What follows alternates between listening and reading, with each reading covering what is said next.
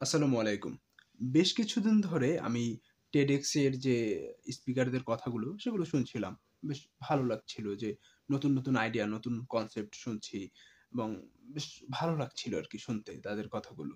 আমাদের ঢাকার গুলশানে যে TEDx এর যে প্রোগ্রামটা হয়েছিল, ওখানে একজন স্পিকার তার মতো করে কথা বলছিলেন এবং একটা ভিডিও ক্লিপ দেখালেন। সেখানে একজন ভদ্রলোক আ তিনি আরকি তার মনের কথাগুলো বলছিলেন যে, তার বাসা পরিবর্তন করতে হয়। এখান থেকে ওখানে যায়, ওখান থেকে ওখানে যায়।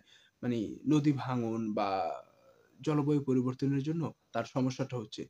তিনি এক স্থান থেকে মানে কি তার মতো করেই বলছিল।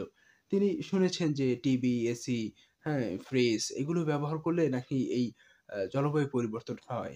তিনি তো এগুলো কিছুই ব্যবহার করেন না, ফ্যান ব্যবহার করেন না। তাহলে তার কেন হচ্ছে? এইটা তিনি আরকি এই প্রশ্নটা রেখে গেছেন ওই ভিডিওতে। দেখুন আসলেই এই সমস্যাটা আমরা যদি কিছু একটা করি, ওই সমস্যাটা শুধু আমাদের একার জন্য নয়।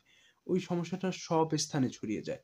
হ্যাঁ, আমাদের জলবায়ু পরিবর্তন নিয়ে অনেক কাজ হচ্ছে। ফর এক্সাম্পল আমি সূর্যাক্ষরের কথা বলব। সূর্যাক্ষর হচ্ছে একটা প্রকাশনী এবং তারা ম্যাগাজিন বের করেন।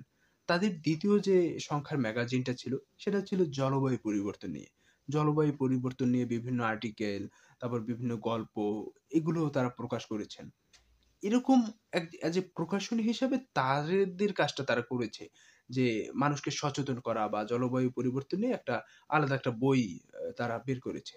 এরকম আপনিও যদি আপনার স্থান থেকে জলবায়ু পরিবর্তন নিয়ে কথা বলেন, আমি আমার স্থান থেকে জলবায়ু পরিবর্তন নিয়ে কথা বলি বা আমি ব্যক্তিগতভাবে আমার এলাকা, আমার আশেপাশ, আমার পরিবেশ নিয়ে আমি কি করতে পারি, সেটা যদি আমি করি, তাহলে কিন্তু এই জলবায়ু পরিবর্তনের যে সমস্যাটা, একটা প্রবলেম, এই প্রবলেম থেকে কিন্তু আমরা আ খুব সহজে বেরিয়ে আসতে পারি বা বেরিয়ে আসার একটা সমাধান খুঁজে পাই।